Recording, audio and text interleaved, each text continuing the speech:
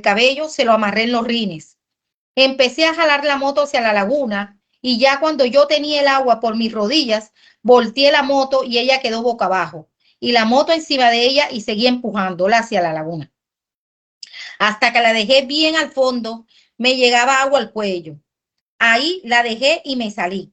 Tomé una mototaxi y me llevó hasta Puerto Libertador y de allí me fui hasta mi casa de a pie.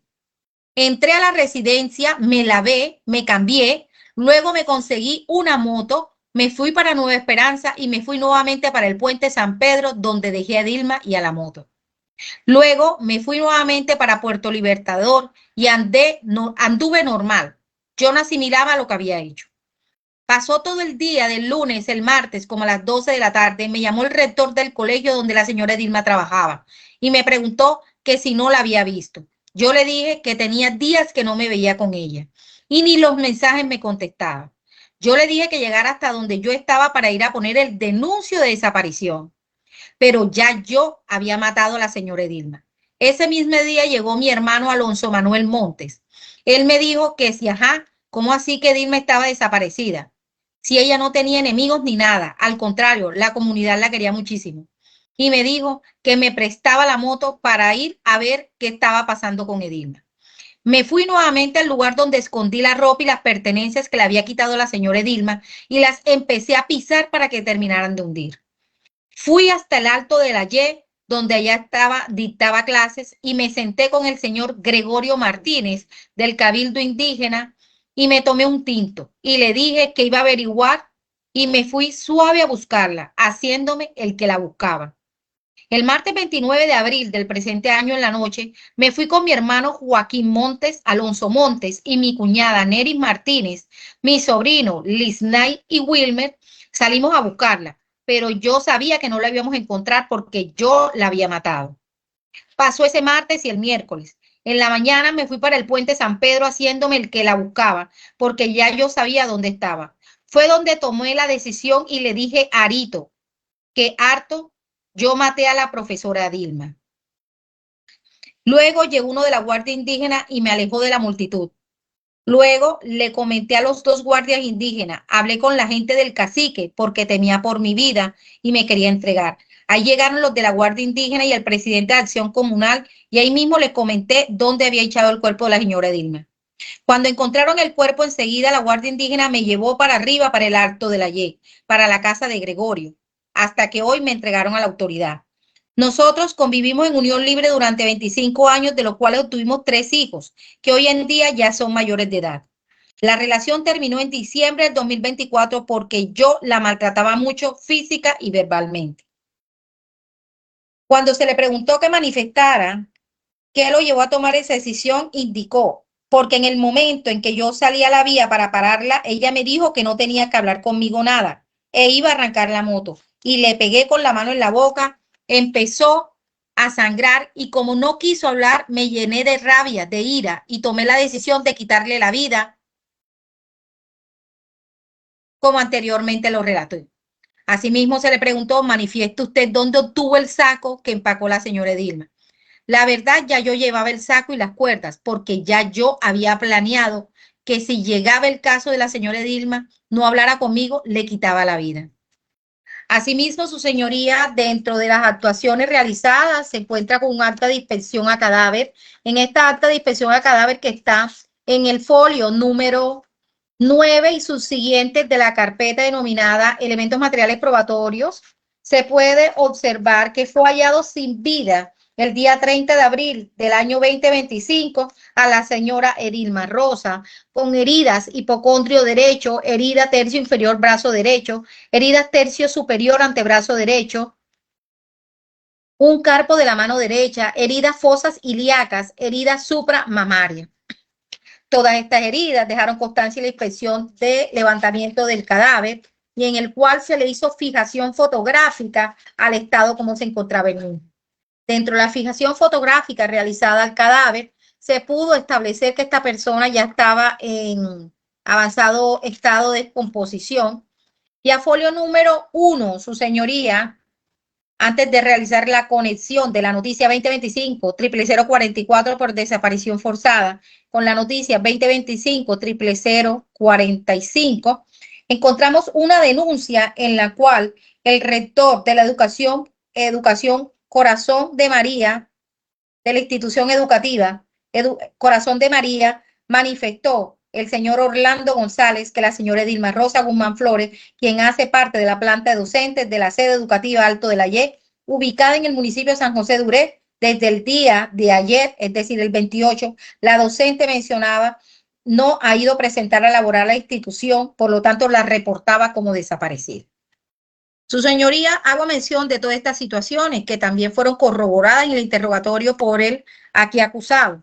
Asimismo, quiero indicar que se cuenta con entrevistas del hermano de la víctima, el señor Eger Antonio Guzmán. El señor Eger Antonio Guzmán, en entrevista realizada en folio número 18 de la carpeta número 1, donde habla elementos materiales de las audiencias preliminares, hasta folio número 22, hizo una declaración, una entrevista el día 30 de abril en las siguientes condiciones, los cuales fue adjuntado a la primera denuncia que se conexó. En esta entrevista el señor indicó: yo vivo en el Bagre, Antioquia. Ayer, siendo las 5:40 de la tarde, se comunica mi tía Teresa Flores, nos comenta que una amiga de mi hermana la había contactado para manifestarle que Dilma, mi hermana, se encontraba desaparecida en Puerto Libertador, lugar que llevaba alrededor de 20 años viviendo. Ella era profesora de niños. Mis hermanos y yo salimos hacia Puerto Libertador a eso de las 5:40 de la mañana.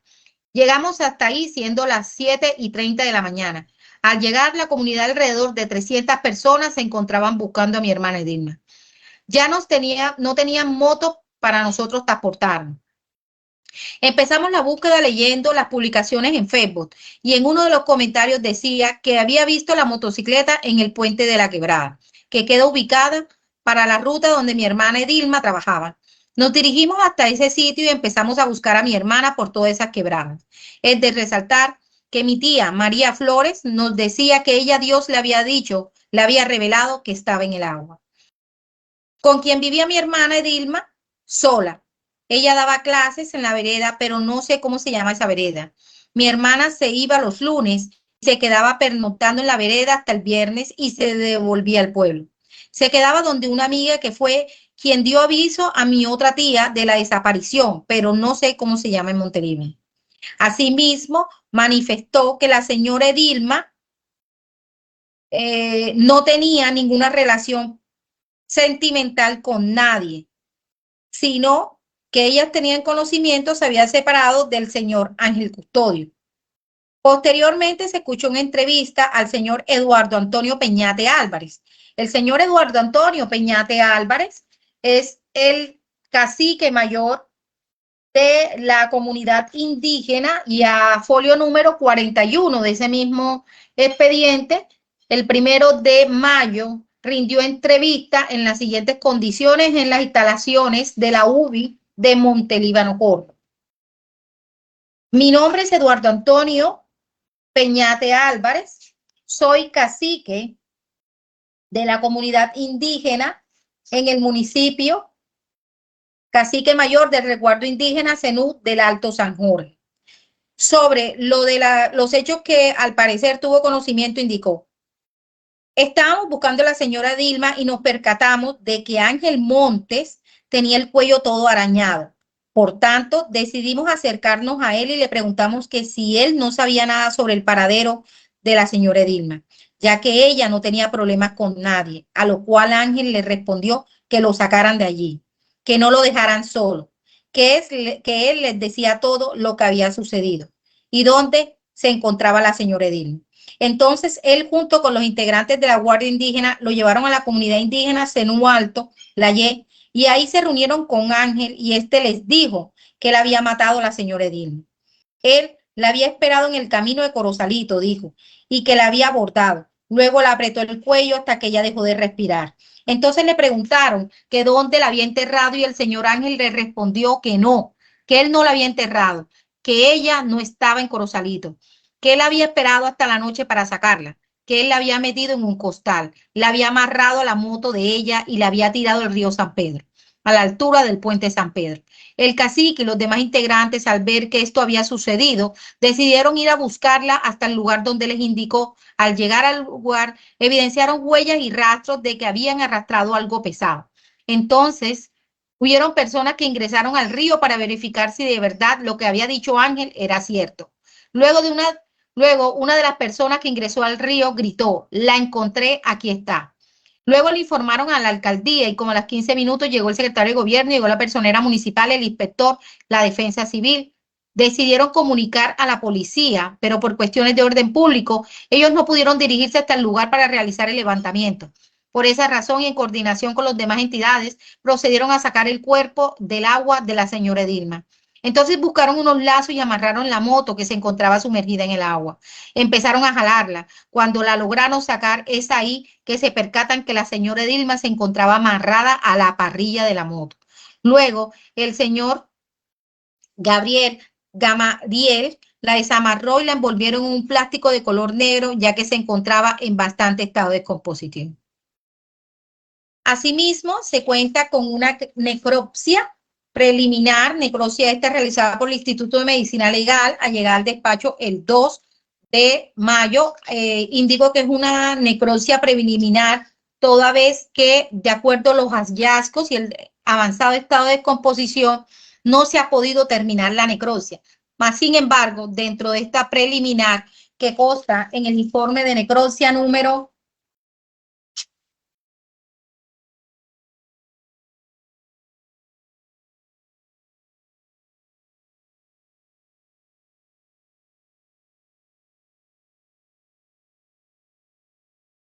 2025-0502, que es preliminar realizado por el doctor Sergio David Castro, médico forense, se puede observar que la víctima, dentro de sus hallazgos, la señora Dilma Rosa, presentaba lesiones en cuello debido a comprensión extrínseca con cuerda, surco de presión en cuello, horizontalizado, incompleto y apergaminado, ligadura con nudo móvil en el cuello, hioides y cartílagos laríngeos sin fracturas, lesiones al parecer con mecanismo corto punzante también alrededor del cuello, porque presentan laceraciones del piel y planos musculares.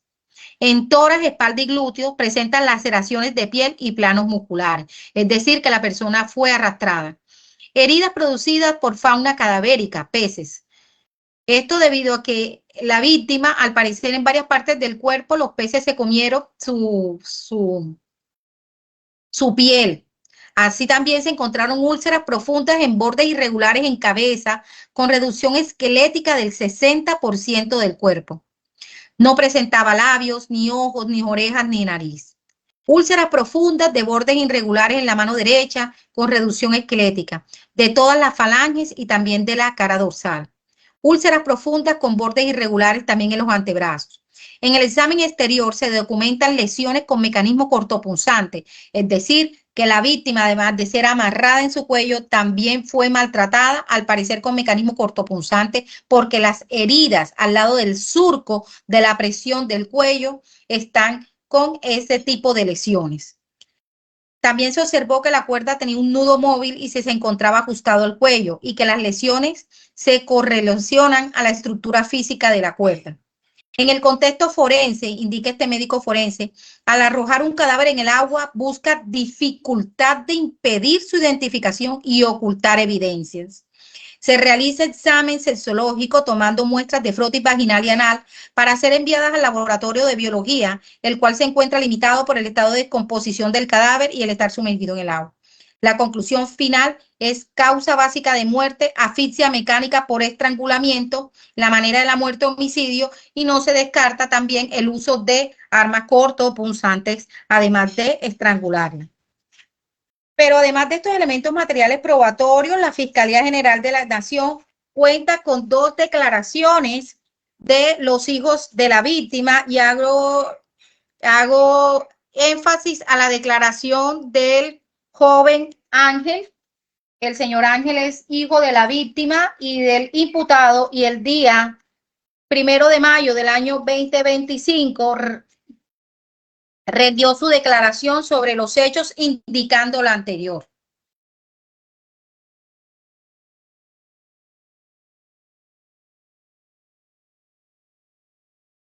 El día domingo 27 de abril fue la última vez que yo hablé con mi mamá, Edilma Rosa Guzmán, por videollamada de WhatsApp. Hablamos temas personales.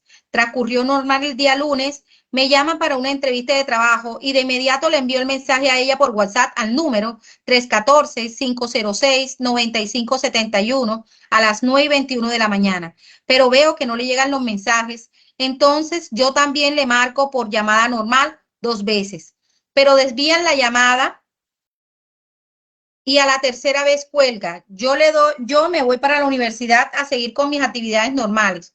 Como a las 7:50 de la noche, vuelvo a marcar, pero ya se va a sistema correo de voz.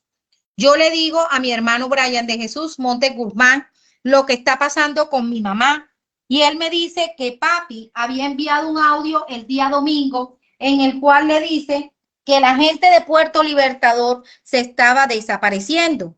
Yo de inmediato me meto al Facebook con el fin de buscar noticias de desaparecidos en Puerto Libertador, pero veo que es falso, que no hay ninguna noticia sobre eso. Decidimos que si al día siguiente no contestaba, íbamos a llamar al señor Gregorio, gobernador del Cabildo de Altos de la Y. Cuando voy en el metro, que volvía de la entrevista de trabajo, me colocan un mensaje de WhatsApp mi hermano y me dice que la profesora no ha subido hace 2 días al colegio, cosa que se hace muy extraña, ya que ella nunca faltaba. Esta se lo había dado el señor Gregorio, gobernador indígena. Ella dice, esa persona dice que va a buscar a mi mamá. Mi hermana de nombre Yendi Paola Monte Guzmán diseña un panfleto de desaparecidos con tal información de mi mamá y se lo envía a una amiga.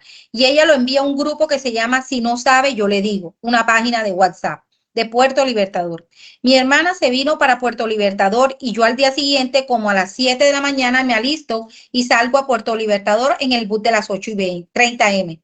Cuando voy en el trayecto hacia Puerto Libertador, me dice mi hermana que ya habían encontrado las pertenencias de mi mamá, cartera con sus documentos y demás elementos, pero no su celular. Más tarde, como a las 10:13 de la mañana, me envían un audio mi hermana diciendo que el señor Ángel, mi papá, había confesado que había quitado la vida de mi mamá. Ya sobre las 6:40 de la noche, llego a Puerto Libertador, hablo con mis familiares de lo sucedido, nos manifiestan que debemos subir al lugar donde daban las clases mi mamá, intersección de Corosalito, y la intención antes de llegar a la Y, antes de llegar, llegamos, mi hermana y 2 tías y 2 primos. Llega una camioneta gris en la cual estaban las autoridades indígenas que traían a mi papá. Llegamos a la Puerta del Sol para intercambiar la camioneta. Una vez pasamos por nuestras pertenencias y nos dirigimos a Montelíbano porque ya se había tomado la decisión de llevarlo ante las autoridades competentes para los procesos judiciales. Indicó este testigo, el señor Ángel, hijo de la víctima y del imputado, que la relación entre su papá y su mamá era de pareja desde hace 24 años. De esa unión nacieron 3 hijos. Vivían en el Bagri, Puerto Libertador. Su infancia fue convivencia con nuestra familia. En ese lapso de tiempo, cuando teníamos como 11 años, ocurrió un hecho. Yo siempre tuve la sospecha que había sido él, porque él la maltrataba constantemente de manera física, verbal, emocional. Siempre observé ese tipo de comportamiento de mi papá con ella. Ellos dejaron de vivir y ante la sospecha, hace 2 meses, que él había sido el que había quemado nuestra casa donde vivíamos y ellos se separaron. Pero después de 6 meses ellos vuelven.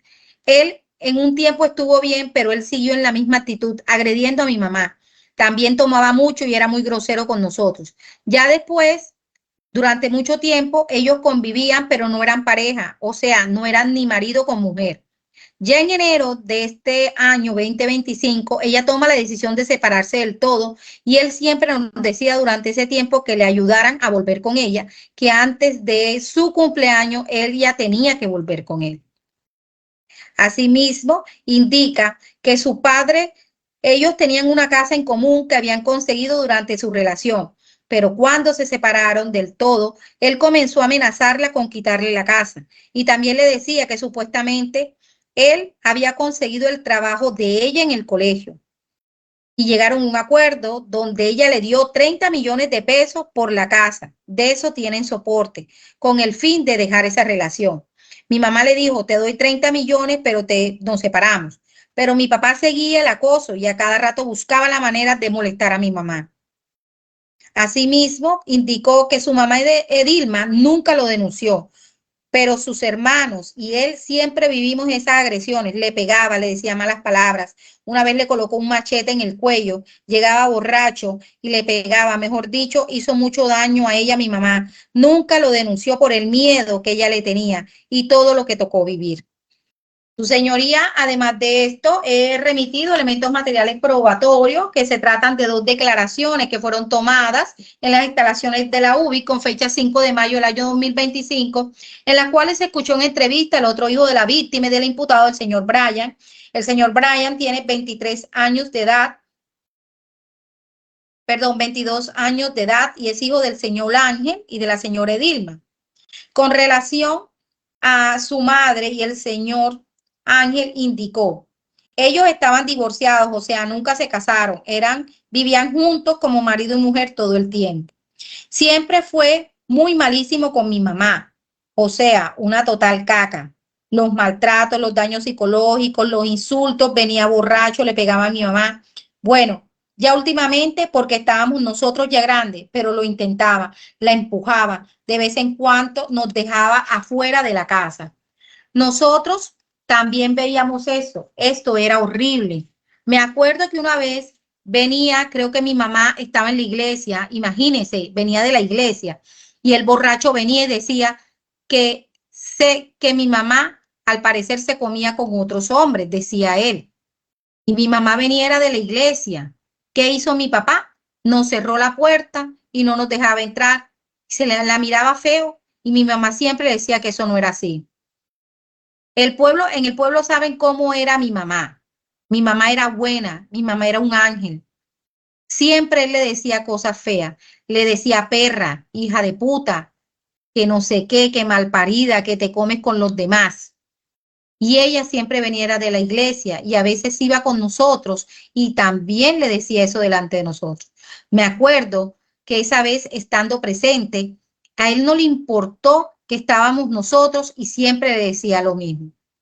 Nosotros veíamos y veníamos a la casa, pero esa vez estábamos nosotros y él nos sacó.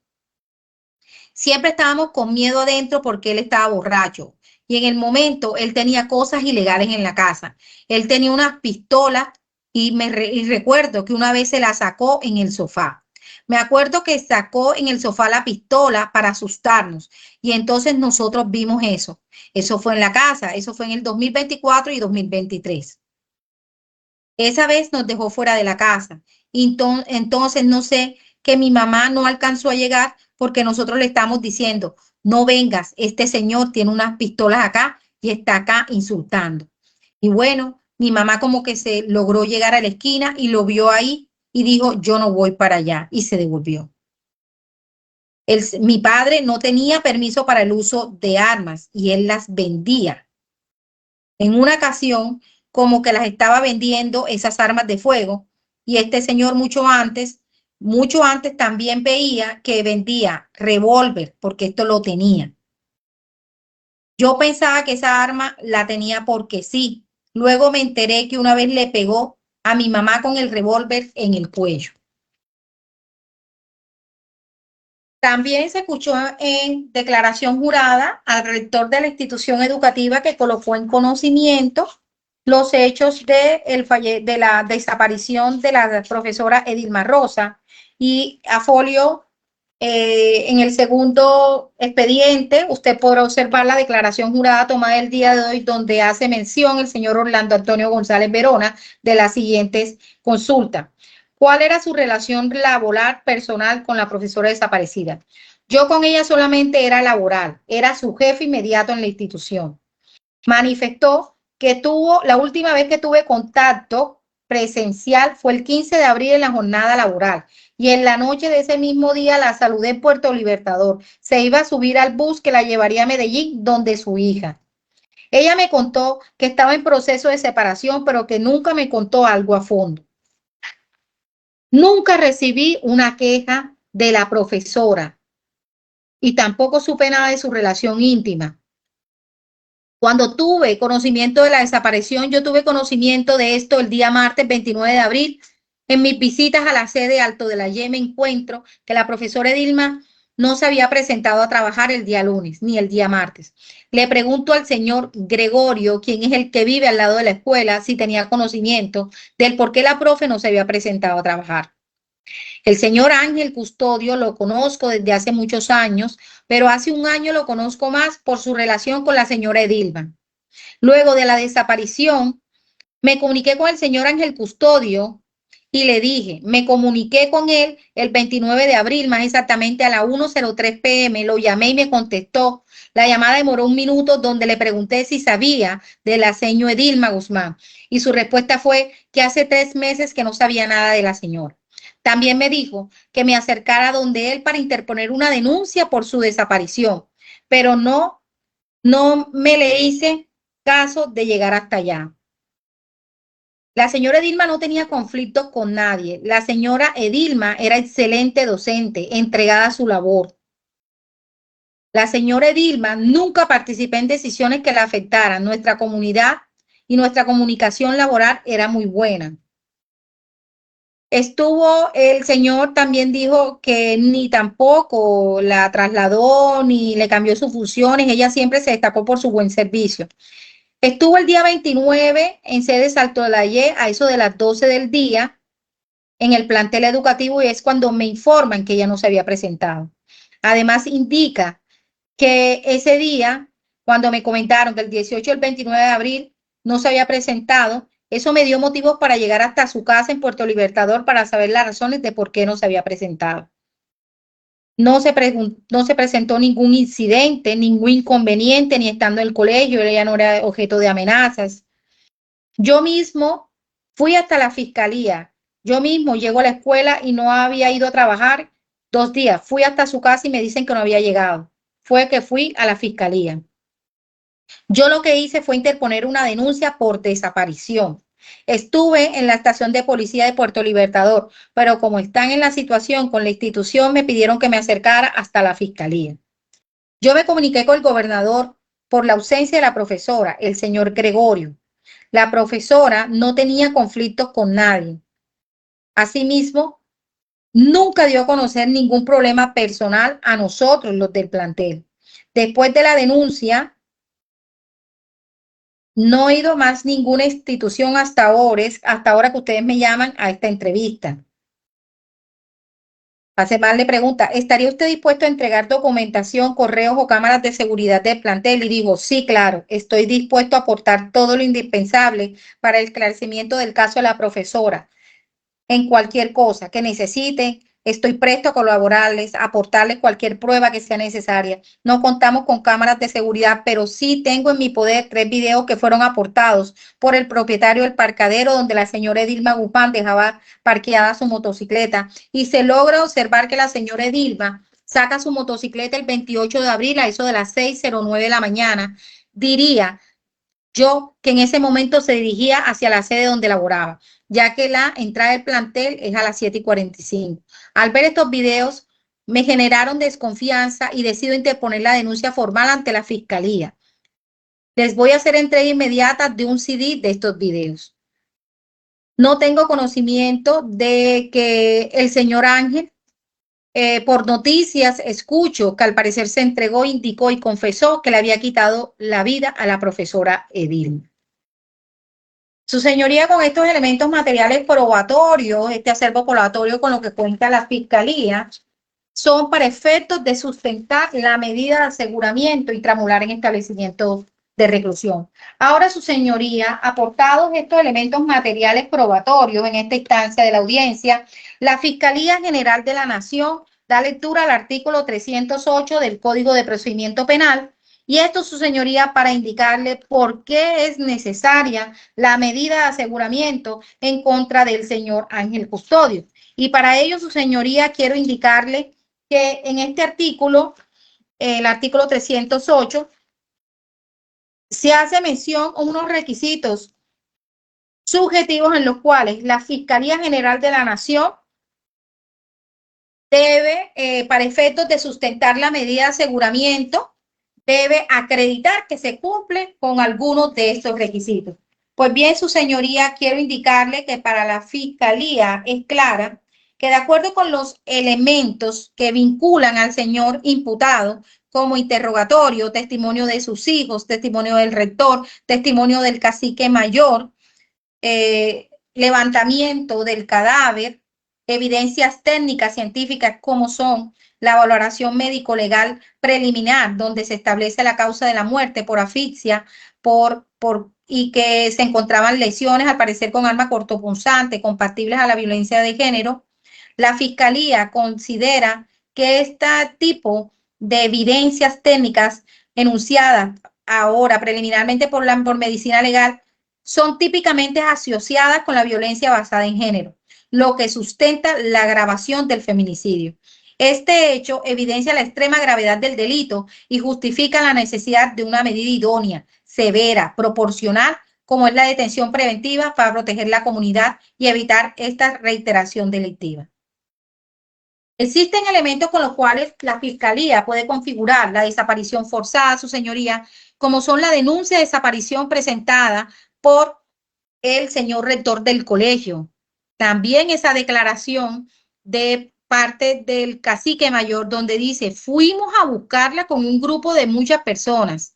El mismo hijo también hace mención, hace correlación a este hecho que fueron muchas personas que fueron a buscarla. Pero el señor Ángel Custodio sabía lo que había hecho y la intención de él siempre fue ocultar el cuerpo, retrasar el hallazgo, evitar el conocimiento de la verdad con actos claros de obstrucción como amarrar a la víctima a la moto y llevarla hasta la profundidad del agua, configurando un tipo penal de desaparición forzada. Esto demuestra que el imputado no solo participó en el crimen, sino que ha tenido la actitud procesal obstructiva, la cual amerita una privación de la libertad. Su señoría, el artículo 308 del Código de Procedimiento Penal establece que satisfechos a petición del fiscal general de la Nación o su delegado, decretará la medida de aseguramiento cuando de los elementos materiales probatorios, evidencias físicas recogidos, asegurados y la información obtenida legalmente, se puede inferir razonablemente que el imputado puede ser autor o partícipe de la conducta, además de cumplir con los siguientes requisitos. Numeral 1. Que la medida de aseguramiento se muestre como necesaria para evitar que el imputado obstruya el debido ejercicio de la justicia. Numeral 2. Que el imputado constituye un peligro para la seguridad de la sociedad y de la víctima. Y numeral 3, que resulte probable que el imputado no comparezca al proceso y no cumplirá la sentencia. Su señoría, para esta delegada es clara que basta que se cumpla un requisito, pero para esta delegada se cumplen los 3 requisitos. Y a esto me referiré uno por uno. Su señoría, que la medida de aseguramiento se muestre como necesaria para evitar que el imputado obstruya el debido proceso. Y aquí nos vamos al artículo 309 que desarrolla la obstrucción a la justicia. En este artículo 309 se hace mención que se entenderá que la imposición de la medida de aseguramiento es indispensable para evitar la obstrucción de la justicia cuando existan motivos graves y fundados que permitan inferir que el imputado podrá destruir, modificar, dirigir, impedir, ocultar, falsificar elementos de prueba o se considere que inducirá a testigos, peritos, terceros para que informen falsamente o se comporten de manera desleal o reticente, o cuando impidan o dificulten la realización de las diligencias o la labor de los funcionarios y demás intervinientes en la actuación. Su señoría, es claro para la Fiscalía que aquí se ha impedido y se ha dificultado la realización de las diligencias de la labor de los funcionarios y demás intervinientes en la actuación, desde el mismo momento en que desapareció la profesora. Observamos entonces que el imputado, una vez se enteró de la investigación, intentó refugiarse además en un resguardo indígena, acudiendo temor por su vida, mas no por lo que había hecho. Todo lo anterior configura un riesgo real de fuga y de obstrucción a la justicia. Constituye una conducta inequívoca de evasión a la justicia. El riesgo de no comparecencia es evidente, lo que hace inviable cualquier medida no privativa de la libertad. Todos estos elementos considerados de forma integral permiten inferir razonablemente que la autoría del imputado verifica riesgos en los 3 numerales. Pero ¿por qué para la Fiscalía es un peligro para la comunidad? Y a esto me voy al numeral segundo del artículo 308, que viene desarrollado en el artículo 310 de peligro para la comunidad. Y aquí, su señoría, me voy al numeral 2 y me voy al numeral 5. Para estimar que la libertad del imputado representa un peligro futuro para la seguridad de la comunidad, además de la gravedad y modalidad de la conducta punible y la pena imponible, el juez deberá valorar las siguientes circunstancias. Numeral 2, el número de delitos que se imputan y la naturaleza del mismo. Su señoría, para esta delegada son delitos graves que el legislador ha impuesto penas graves precisamente porque requieren de un esfuerzo de las entidades del Estado para que se impongan medidas restrictivas, toda vez que el feminicidio es una de las formas más extremas de violencia de género y su reproche social y penal impone medidas cautelares altísimas. Observemos, su señoría, la sentencia SP 1594 del 2022 de la Sala Penal, donde se precisó: las medidas de aseguramiento en centro carcelario es procedente en casos de feminicidio, dadas las condiciones de violencia estructural contra las mujeres, la gravedad del riesgo que representa el agresor para la sociedad y los familiares de la víctima. Y me voy, su señoría, a las declaraciones de sus hijos, donde los niños, desde que eran menores, desde que conviven, tienen uso de razón y recuerdan cada hecho de violencia contra su madre, qué armas se empleaba para golpearla, que utilizaba armas incluso, al parecer, sin permiso de autoridad competente, de acuerdo a lo manifestado por sus propios hijos. Su señoría, también se indica que él vendía navajas en una parte de las entrevistas de los hijos.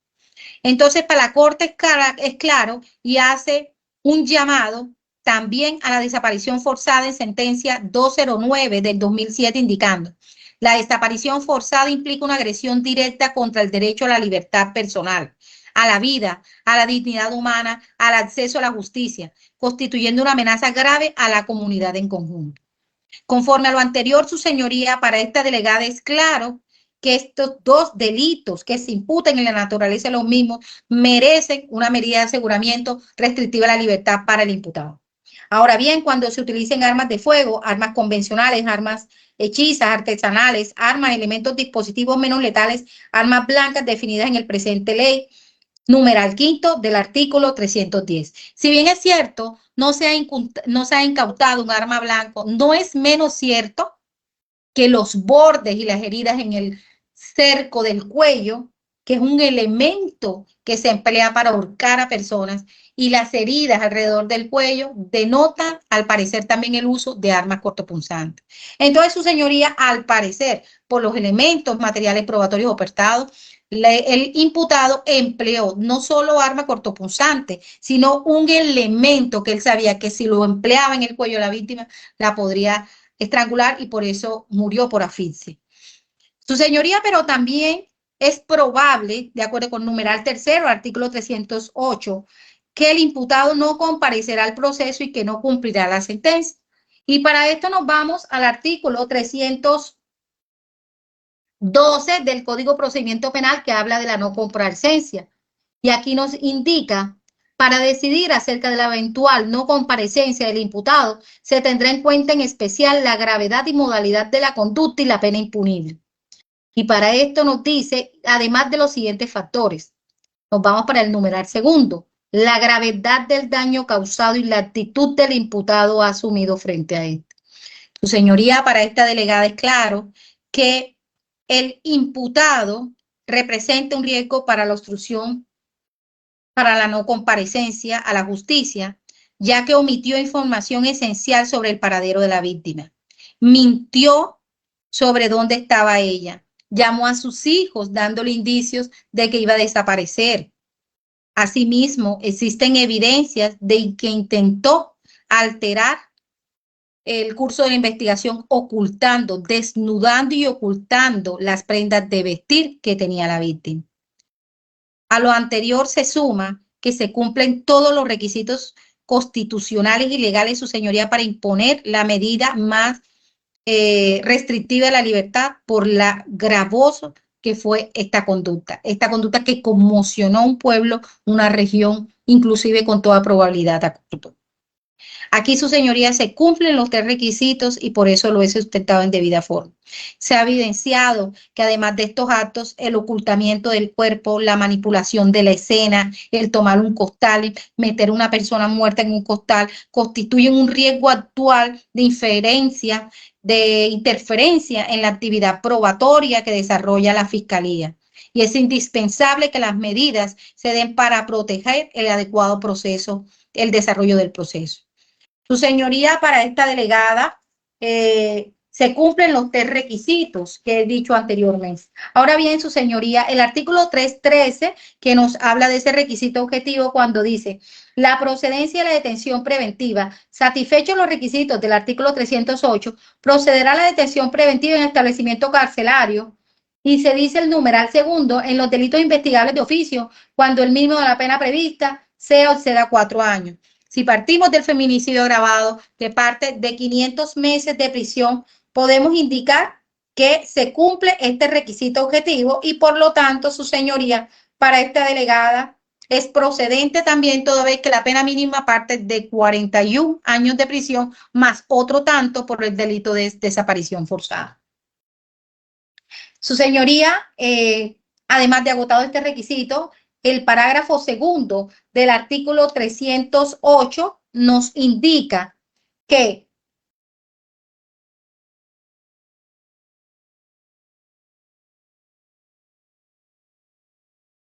la Fiscalía, el parágrafo segundo de las medidas privativas de la libertad indica del artículo 306 que las medidas de aseguramiento privativas de la libertad solo podrán imponerse cuando quien las solicita prueba ante el juez de control de garantías que las no privativas resultan insuficientes para garantizar el cumplimiento de los fines de la medida. Su señoría, las medidas de aseguramiento no privativas de la libertad, como son las contenidas en el literal B, numerales 1, 2, 3, 4, 4, que hablan de obligaciones, como someterse a mecanismos de vigilancia, someterse a vigilancia de una persona, de presentarse periódicamente, de observar buena conducta individual, familiar y social, y la provisión de salir del país, las obligaciones, hasta el numeral 4. La Fiscalía considera que de acuerdo a los hechos que se han soportado con este acervo probatorio, se han evidenciado actos como es el ocultamiento de cuerpo, manipulación de escena y con toda probabilidad se puede afirmar que el imputado, al conocer que esta investigación se está adelantando por estos delitos tan graves, buscará la forma de esconderse y refugiarse tal como lo hizo ante el cabildo indígena, alegando que lo iban a matar, pero no arrepentido por el hecho que había cometido. Entonces, su señoría, esto reviste una gravedad en el daño que ha causado y la actitud que ha asumido, incluso frente a su familiar. Por esto, la Fiscalía cree y con toda probabilidad sustenta que estas obligaciones no son suficientes porque su actuar es irreverente ante el llamado del Estado. No se entregó por sus propios medios, por su voluntad. Lo hizo porque el cabildo indígena lo acompañó junto con otro familiar. Entonces, su señoría, ¿qué nos garantiza que él cumplirá las obligaciones de las no privativas de la libertad? Ahora bien, con las provisiones que están contenidas del numeral 5 al numeral 9 del artículo 307, literal B, que habla de la prohibición de salir del país, la prohibición de concurrir a determinadas reuniones, la prohibición de comunicarse con determinadas personas o con la víctima siempre que no se afecte el derecho a la defensa, la presentación de una canción real que no es procedente en este tipo de delitos y la prohibición de salir del lugar de la habitación entre 6 de la tarde y 6 de la mañana, que nos garantiza su señoría que serán cumplidas por el imputado cuando estamos viendo que resulte probable que él no va a comparecer, no se va a presentar. Esta gravedad de delitos que son de carácter sistemático, porque al parecer esta mujer venía siendo víctima de violencia de acuerdo a las narraciones de sus hijos. Esto tiene un alto impacto social. El feminicidio justifica la necesidad de medidas de aseguramiento preventivas, no solo porque hay una víctima, sino porque se requiere proteger a los testigos, se requiere proteger a la sociedad, se requiere prevenir la reiteración delictiva. También se busca proteger la integridad de las víctimas, los familiares, los hermanos de la víctima, quienes pueden sentirse riesgo estando en libertad de esta persona. ¿Qué nos garantiza que el señor Ángel Custodio va a cumplir estas obligaciones, estas prohibiciones, cuando su actuar ha sido totalmente reprochable ante la ley? Su señoría, con relación a la medida de aseguramiento consistente en La detención preventiva en la residencia que indique el acusado para la fiscalía, es claro que no existen razones suficientes, ni jurídicas ni fácticas, para que se conceda esta medida de aseguramiento. Esto no es suficiente, su señoría, porque a pesar de ser una medida privativa de la libertad, para nadie es un secreto que en Colombia no se está cumpliendo en este tipo de medidas restrictivas ni de libertad. Ni el mismo INPEC tiene la obligación de su vigilancia, control, no cuenta con el personal suficiente. El señor Ángel Custodio no cuenta con los dineros necesarios para sufragar el gasto de un posible brazalete. Porque, ¿por qué? Porque esto tiene un costo y él no, de acuerdo al arraigo, él se dedica a oficios varios, tiene un comercio de artículos de mediano uso, por lo tanto, además de no contar con la logística tecnológica, tampoco se podría indicar qué nos garantiza que él no va a salir de su residencia, qué nos garantiza que él no va a ir a donde sus hijos nuevamente a reclamarle un dinero que su madre les dio y que él ha sido el soporte y detonante como una de las causales en este hecho. Su señoría, la obligación del Estado es que esta persona sea restringida de su libertad transitoriamente mientras se avanza la investigación. Existe una gravedad y naturaleza de unos delitos imputados. El feminicidio agravado y la desaparición forzada son conductas particularmente graves que lesionan los bienes jurídicos fundamentales de la vida, la libertad y la dignidad humana. El feminicidio, por su motivación de género y su impacto estructural, exige una respuesta penal severa que refleje el interés del Estado en proteger efectivamente a las mujeres y prevenir la impunidad. La desaparición forzada, incluso cometida por particulares, tiene implicaciones de violación a derechos humanos, por lo cual el Estado debe asegurar la investigación eficaz y libre de interferencia. Su señoría, finalmente, la Fiscalía General de la Nación quiere indicarle que realizaré el test de proporcionalidad y para esto me voy para la idoneidad de la medida. La medida de aseguramiento consistente en detención preventiva en establecimiento de reclusión es idónea, ya que permite prevenir el riesgo procesal que representa el imputado por la gravedad de los delitos, el ocultamiento deliberado del cuerpo, la negación sistemática de los hechos y la manipulación de evidencia. La necesidad de la medida es clara, su señoría, ya que no existe otra medida menos gravosa como la domiciliaria y la no privativa, que evite la obstrucción a la justicia, que garantice la seguridad de los familiares de la víctima, especialmente en este contexto de feminicidio y al parecer violencia, que asegure la presencia del imputado dada su falta no su falta, sino su agilidad para moverse en la zona. Su señoría, también la Fiscalía General de la Nación, al momento de hacer el test de proporcionalidad en sentido estricto, le quiere indicar que dada la extrema gravedad y el carácter irreparable de este daño causado a una familia, el asesinato de una mujer por motivos de género y el ocultamiento, la afectación de la libertad personal del imputado es proporcional al interés superior de la protección de los derechos fundamentales del proceso penal. Nuestra Corte Constitucional ha dicho en sentencia T-881 del 2002, la ponderación debe inclinarse a la protección efectiva de los derechos de las víctimas cuando hay riesgo real y demostrado de revictimación o impunidad. La medida de aseguramiento, su señoría, para concluir, constitucional y legalmente procedente, supera todas las etapas del test de proporcionalidad que la Fiscalía ha deprecado y constituye la única herramienta eficaz para proteger los fines legítimos del proceso penal y el derecho a la víctima. Por esto, la medida de aseguramiento que la Fiscalía le solicita hoy es la intramural consistente en detención preventiva en establecimientos de reclusión. Ahora bien, su señoría, quiero indicarle que para la Fiscalía General de la Nación este tipo de hechos, en los cuales nos ha consternado evidentemente, en estos hechos podemos observar, su señoría, que es una mujer, que la mujer ha sido víctima de feminicidio, una mujer que al parecer fue víctima de violencia sistemática, que aquí, su señoría, podemos observar que la señora desafortunadamente no buscó el debido apoyo del Estado y con esto queremos indicar, su señoría, que la víctima resulta que los hijos pueden ser revictimizados y por esto esta delegada considera que es necesaria esa medida de aseguramiento. Ahora bien, su señoría, hoy no estamos ante un expediente judicial normal. Estamos ante el silencio atroz que deja el cuerpo de una mujer asesinada por quien prometió cuidarla, su compañero, ante una familia que durante días no superó que esa hija estaba muerta y seguían buscándola, ante una familia de unos hijos que buscaban a su madre, ante unos hijos que ya no volverán a ver a su madre, porque alguien decidió que su vida no valía, que su voz no importaba, que podía desaparecerla como si fuera cosa y no persona. Esto no es un crimen cualquiera, su señoría. Esto es un crimen que carga con siglos de desigualdad, machismo y violencia normalizada contra las mujeres. Un feminicidio no ocurre porque sí.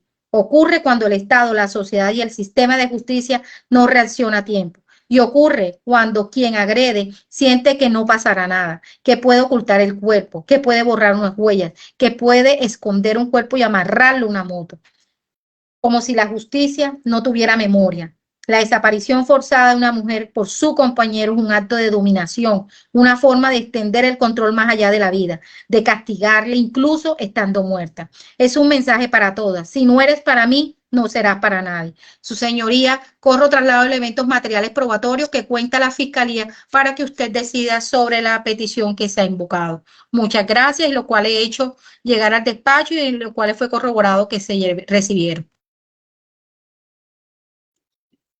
Escuchada la solicitud hecha por la Fiscalía, a continuación se le concede el uso de la palabra a la representante de las víctimas, doctora Ana María Díaz.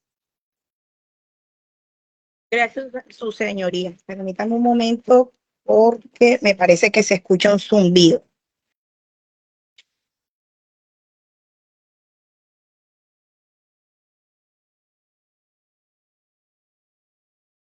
Gracias, su señoría. ¿Me escuchan bien ahí? ¿Aló? Sí, señora. Sí, señora, sí se le escucha. Ok. Bueno, su señoría, en esta instancia de la audiencia, comparezco en calidad de representante de las víctimas indirectas de la ciudadana Edilma Rosa, a fin de intervenir conforme al artículo 11 y 137 del Código de Procedimiento Penal. En esta audiencia de solicitud de imposición de medida de aseguramiento contra el señor Ángel Custodio por los delitos de feminicidio agravado y desaparición forzada. Esta representación respalda en su integridad, su señoría, la solicitud presentada por la Fiscalía y solicita respetuosamente al despacho que imponga medida de aseguramiento privativa de la libertad en establecimiento carcelario por las siguientes razones que procederé a manifestar. Primero, gravedad extrema de los hechos y contexto de género. En este momento, en este caso, su señoría, nos encontramos ante un caso que no solo atenta contra la vida, sino que refleja un patrón de violencia sistemática por razones de género, que terminó en la eliminación física de una mujer. Las circunstancias que rodean los hechos, como son el control, celos, violencia previa, aunque no denunciadas, se han puesto en conocimiento por inclusive un miembro del núcleo familiar, como lo era su hijo, y la posterior desaparición del cuerpo. Son propias de la conducta tipificada como feminicidio agravado, conforme al artículo 104A del Código Penal, y constituyen una forma extrema de violencia basada en discriminación estructural contra las mujeres. A ello se suma, su señoría, la desaparición forzada, que no solo encubre el crimen, sino que genera sufrimiento profundo e inhumano a sus familiares, quienes durante días desconocieron el paradero de su ser querido.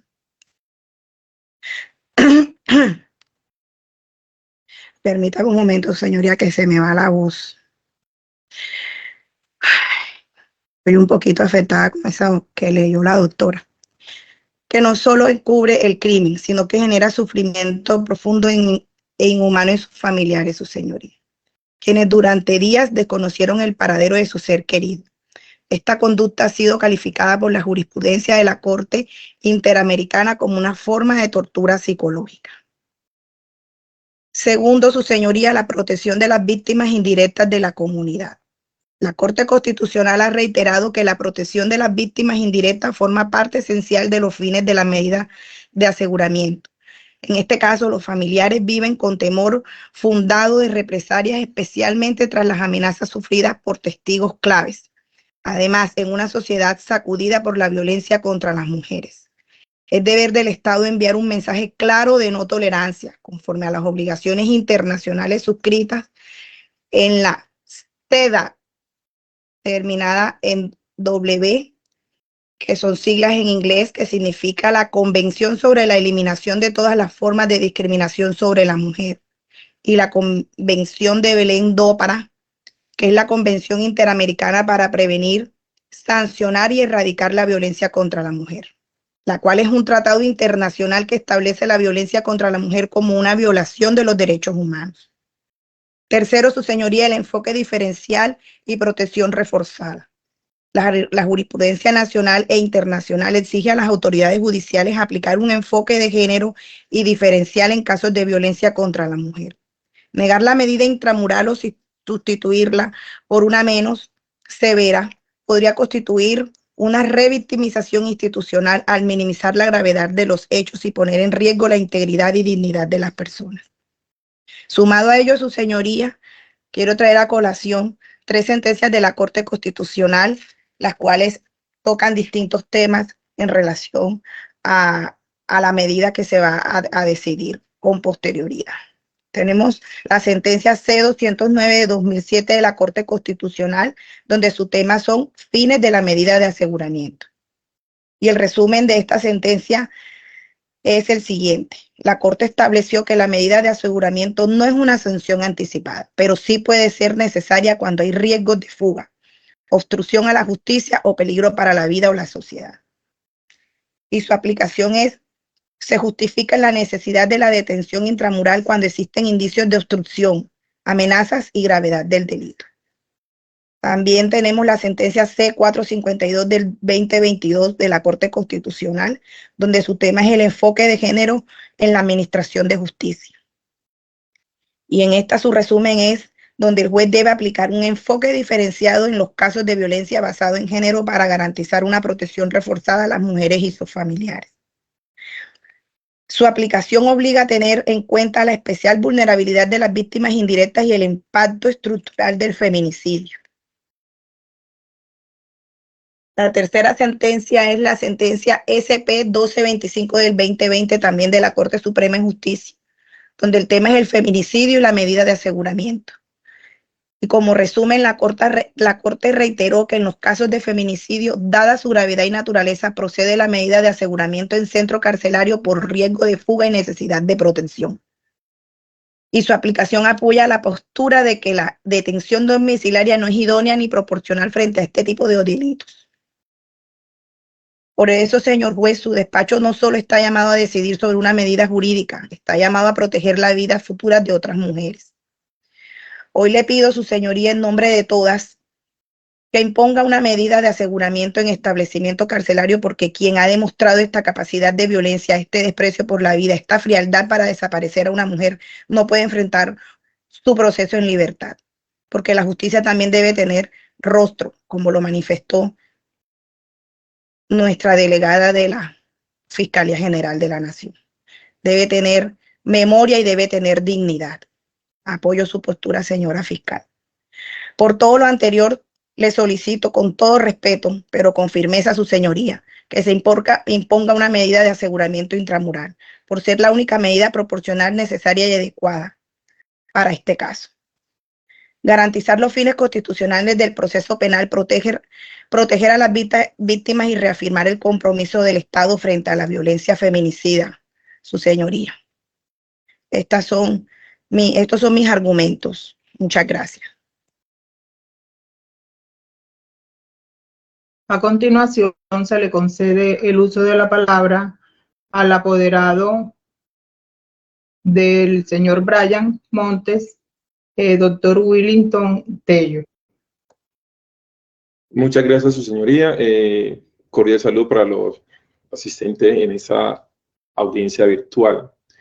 Su señoría, en la misma medida y de manera congruente, me acojo y coadyuvo de manera integral la petición que formula el representante del ente investigador, la Fiscalía, en tanto que se le imponga al señor Ángel Custodio una pena como medida de aseguramiento, una pena privativa consistente en detención preventiva en establecimiento de comercio, tal y como lo consagra el artículo 307 en su numeral primero. Los argumentos, como bien lo dijo la señora fiscal, y para no ser muy reiterativo en el asunto, está más que claro que se reúne, esta petición reúne todos y cada uno de los requisitos que exige el artículo 308 de nuestra legislación procesal, en tanto que la misma afirma que el juez de control de garantías, a petición del fiscal general o de su delegado, decretará la medida de aseguramiento cuando de los elementos materiales probatorios y evidencias físicas recogidos y asegurados o de la información obtenida legalmente se pueda inferir razonablemente que el imputado puede ser autor o partícipe de la conducta delictiva que se investiga, siempre y cuando se cumplan los tres requisitos que establece el artículo 308. Y para nadie es un secreto que la Fiscalía, de manera juiciosa, ha puesto en conocimiento tanto del despacho como de los demás participantes aquellos elementos probatorios de evidencia física que dan cuenta que el señor Ángel Custodio Montes Amaya es la persona que ha cometido el homicidio en contra de la señora Edilma Rosa Guzmán Flores, afirmación esta que está sustentada debidamente en el interrogatorio de parte que se le hizo al imputado, y de los diferentes testimonios que fueron, entrevistas, perdón, que fueron aportados tanto por los hijos que en común tuvieron estas personas, en tanto que manifiestan que efectivamente el señor Ángel Custodio confesó la comisión del delito, y no existe duda de esa comisión, su señoría, en tanto que fue que al final de todo dio las coordenadas para encontrar el cadáver, el cuerpo sin vida de la señora Edilma Rosa Guzmán, luego de 2 días de búsqueda sin encontrar respuesta. Las entrevistas pues, que se le hicieron a los testigos hijos del imputado y de la fallecida dan cuenta, su señoría, de la comisión del delito por parte del señor Ángel Custodio. En consecuencia, no queda ninguna duda de la inferencia razonable de que el imputado es el autor de este delito.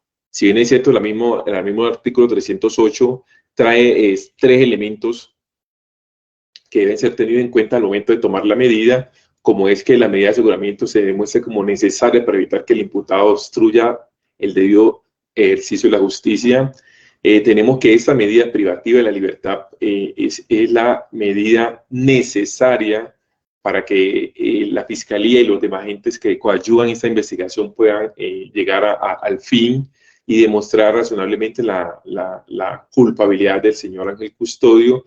En consecuencia, esta medida es más que necesaria para evitar que el imputado obstruya el debido ejercicio de la justicia, tal como inicialmente lo hizo cuando de manera malintencionada se une al grupo de búsqueda a sabiendas de que en el lugar donde se estaba buscando inicialmente el cuerpo, el mismo no existía.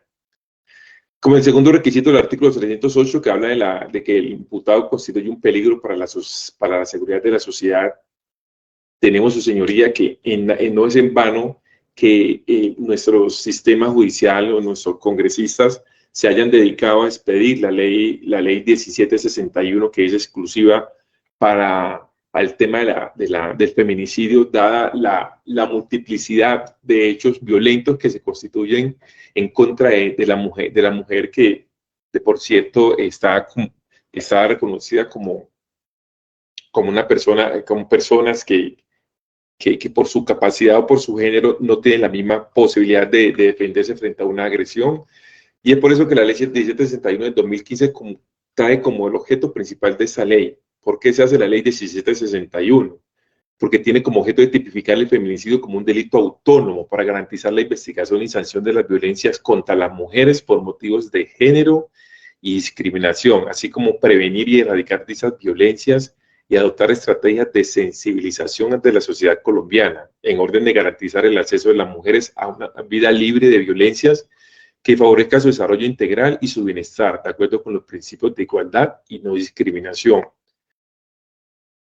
En ese orden de ideas, tenemos que, claro, con su actuar el señor Ángel Custodio de manera amañada, malintencionada y planeó la forma como agredir a esta señora en un lugar desolado, sin nadie que la defendiera, y más aún los actos atroces que realiza luego de que le quita la vida.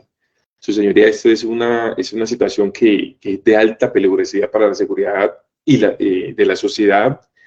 La víctima directa, digamos que no, en este caso no afectaría mucho, pero a sus hijos, que son personas que no alcanzan los 30 años de edad, su señoría, eso es un delito o una situación bastante calamitosa para ellos, saber que su madre ha sido asesinada y más que por su progenitor. Este segundo requisito está bien desarrollado en el artículo 310 como peligro para la comunidad, porque no imponer una medida de aseguramiento privativa de la libertad para esta persona sería exponer que evada la investigación, evada la posible aprehensión con posterioridad, su señoría. Entonces, ese segundo requisito está más que probado conforme lo indicó la señora fiscal. Que resulte probable que el imputado no comparezca al proceso. Digamos que este requisito se encuentra desarrollado en el artículo 312 del Código de Procedimiento Penal, en tanto sirve para evitar una eventual no comparecencia del imputado, y también hace relación a especial a la gravedad y la modalidad de la conducta y la pena imponible. La pena imponible, como le decía la fiscal, es una pena mínima que supera los 500 meses de prisión. En consecuencia, se cumple con ese requisito de la gravedad y la modalidad de la conducta y la pena a imponer. La gravedad, porque estamos frente a una mujer indefensa; la modalidad, la forma como lo hace en un lugar despoblado, la forma como la oculta de las autoridades, y la pena a que se le impondría. Son estos, señoría, considera esta defensa que se reúne todos y cada uno de los requisitos que establece el artículo 308 y que los mismos han sido plenamente probados o desarrollados por la Fiscalía, y aportando cada uno de los elementos que configuran estos requisitos. Es procedente la medida en tanto que se satisfacen plenamente los requisitos del artículo 313 también del Código de Procedimiento Penal, en cuanto establece: satisfechos los requisitos señalados en el artículo 308, procederá a la detención preventiva en establecimiento carcelario en los siguientes eventos: en los delitos de competencia de los jueces penales de circuitos especializados, y en los delitos cuya investigación investigarles de oficio, cuando el mínimo de la pena prevista sea de 4 años. Este requisito es de manera objetiva, en tanto que, si bien es claro que estos delitos son juzgados por jueces del circuito especializado, que los delitos es un delito investigable de oficio y que la pena mínima supera con creces los 4 años de prisión. Si bien es cierto, también el artículo 307 en su parte final dice que las medidas de aseguramiento privativas de la libertad solo podrán imponerse cuando quien las solicite pruebe ante el juez de control de garantías que las no privativas de la libertad resultan insuficientes para garantizar el cumplimiento de los fines de las medidas de aseguramiento. Está demostrado, su señoría, que en nuestro país el sistema penitenciario no cuenta con los elementos suficientes para vigilar a una persona que esté que cuente o que tenga impuesta una medida de aseguramiento no privativa de la libertad, porque está plenamente demostrado que aún con los brazaletes que se le imponen, las personas evaden estas medidas, movilizándose inclusive por todo el país y continuando con la delincuencia, que es lo más grave. Esa medida es idónea porque no existe otra medida que garantice la presencia del imputado, es proporcional porque en atención a la forma, a la modalidad de la conducta, no cabe otra medida que la privativa de la libertad en un centro de reclusión. Su señoría, como lo dije inicialmente, atendiendo a todos los elementos que ha puesto en conocimiento aquí la Fiscalía y lo que brevemente hizo la persona que me antecedió como defensora de víctimas y mi persona, señoría, ratifico entonces que de manera respetuosa, teniendo en cuenta que se encuentran todos y cada uno de los elementos necesarios para ello, se le imponga como medida de aseguramiento privativo de la libertad al señor Ángel Custodio Montes Maya, consistente en detención preventiva en un establecimiento de reclusión, tal y como le establece el artículo 307, numeral primero, y teniendo en cuenta todos y cada uno de los elementos materiales probatorios, evidencia física y exposiciones jurídicas que se han hecho en esta audiencia. Muchas gracias.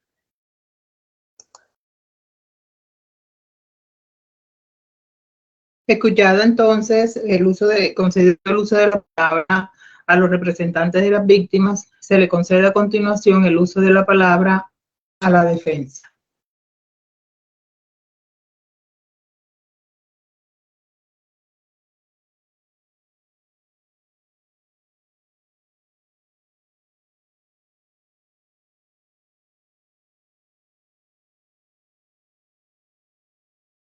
El doctor Álvaro no lo estamos escuchando, no sé si está hablando ya.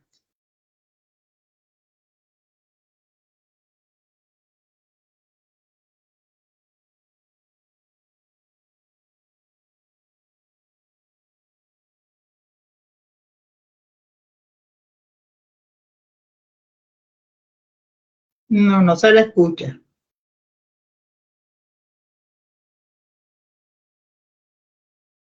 Doctora, ¿me escuchan? Ahorita sí, ya se le escucha. Qué pena. Retomando, corresponde a esta defensa, si a bien lo tiene, realizar el contradictorio en cuanto a la solicitud expuesta por la distinguida fiscal y en lo concerniente a que se decrete como medida de aseguramiento la de carácter intramural en contra del señor Montes Anaya. Esta defensa, su señoría, en esta ocasión no le hará a usted oposición alguna, o no le hará a la fiscalía oposición alguna en cuanto a la solicitud que expuso, teniendo en cuenta que se cumplió en dicha solicitud con los requisitos tanto objetivos como subjetivos que nos enseña la legislación procesal penal colombiana para tales efectos. Acorde a lo anterior y por existir elementos materiales probatorios que a la fecha construyen inferencia razonable de autoría, que es ese estándar mínimo de conocimiento que debe traer la Fiscalía a estas audiencias, y cumpliendo con ese estándar mínimo, esta defensa le sería inane o sería temerario hacer una oposición a ellos en este momento procesal. Muchas gracias, señoría.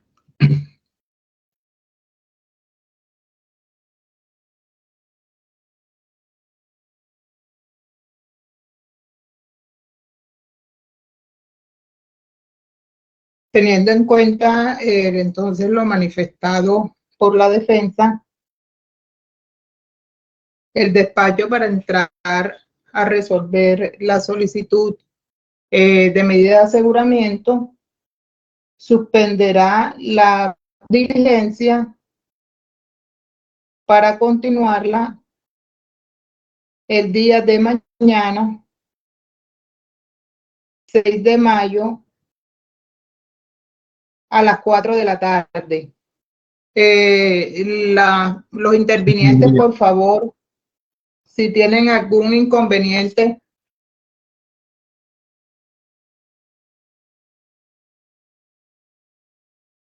Doctora. Sí, doctor Álvaro. Sí. Gracias, su señoría. No sé si de pronto recuerde que la semana pasada, el día viernes, pues, cuando íbamos a fijar fecha para adelantar esta audiencia, yo le puse de presente que tengo juicio martes, miércoles, jueves y viernes.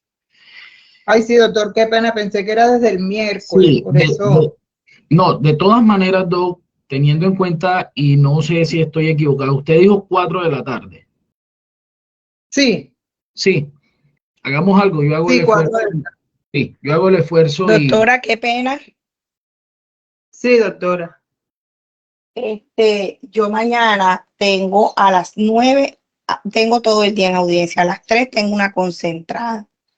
El miércoles, no sé si los demás objetos procesales lo tengo libre. Y el jueves en la tarde está libre y el viernes en la tarde está libre. No sé los demás compañeros. Pero doctora, mañana sí estoy. sí. Pues, doctor Álvaro, o no sé si la dejamos, si tienen para el 12, para el próximo lunes. Doc, discúlpeme, yo de pronto voy a hacer una solicitud. Mire, aquí hay que tener en cuenta que no hubo oposición a la medida de aseguramiento solicitada por la Fiscalía. Es simplemente una verificación por parte de su señoría de si se cumplen o no los elementos. O sea que obviamente el fallo, pues creo yo que no tendrá recurso. Yo pienso que haciendo el esfuerzo, no sé, con todo el respeto a la doctora Ana María Díaz, que manifiesta que también estará ocupada. Yo tengo un juicio todo el día, yo voy a tratar de a las 4 de la tarde asistir yo o en su defecto sustituiría para la realización de esta audiencia. Digo yo de pronto para no extender más esto. No sé si de pronto están de acuerdo. Doc señora juez, Sí. usted dijo que a las 4 y a las 4:30, de pronto en hora y media se haya adelantado algo, como también se puede dar el caso que se aplace. Es que esas vienen aplazadas porque yo estaba sin contrato. Yo no tengo ningún inconveniente, Que lo que ha dicho el doctor es cierto, yo creo que no nos vamos a demorar mucho, entonces, en caso de que lleguemos a realizar la de las 3 de la tarde, pues la que yo tengo que, como le digo, viene aplazada porque yo venía sin contrato. Entonces yo me imagino que sí van a hacerla porque la aplazaron fue por razones de defensoría pública. Doctora, No sé si. Entonces, y a los para dos, mañana 6 de mayo a las 4:30 de la tarde. Ay, a las 2, sí, a ¿verdad? las 2, eso le iba a decir que sí, de Sí, pronto sí, a las porque 2 de la la que tarde. yo tengo es a las 3. Sí. Y el Mejor. doctor Inclusive al Peña, mediodía. Yo tengo disponibilidad a la hora yo que también. ustedes digan. Pues sí tengo una programación, pero esas audiencias las puedo reacomodar.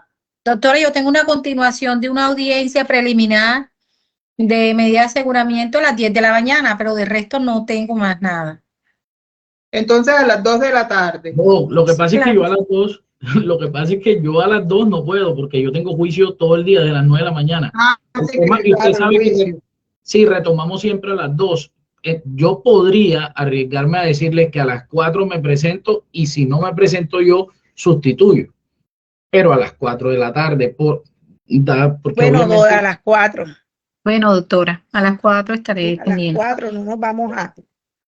Bueno, listo. Doctor Entonces para Willington. mañana. Listo, sí, sí, yo considero que, pues como lo decía el doctor, como es una audiencia que no tuvo oposición, que simplemente tomar la decisión, creo que no nos demoraremos mucho en que la doctora Sí. tome la decisión que en derecho corresponda. Que a las 4 no tengo problema.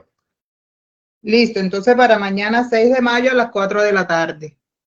Bueno, doctora. Ok. Bueno, Entonces Muchas gracias.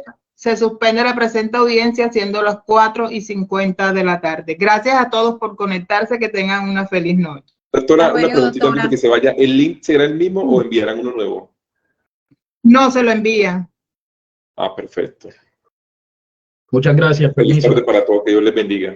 Feliz tarde. A la orden siempre. Amén. Igual a ustedes.